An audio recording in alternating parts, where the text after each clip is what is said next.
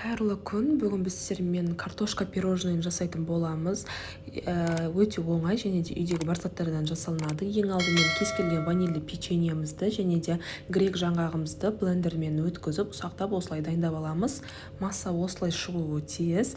Дайын болған массамызға бөлме температурасында тұрған сары майымызды және де 2-3 қасық какаомызды, 3-4 ас қасық сгущенкамызды, жаңа блендерден өткізілген жаңғағымызды барлығын салып, жақсылап тұрып араластырып аламыз.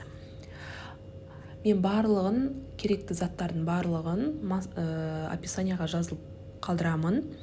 Дайын болған массаны жақсылап тұрып араластырып, өздеріңізге ұнайтын кез келген пішінге келтіріп аламыз.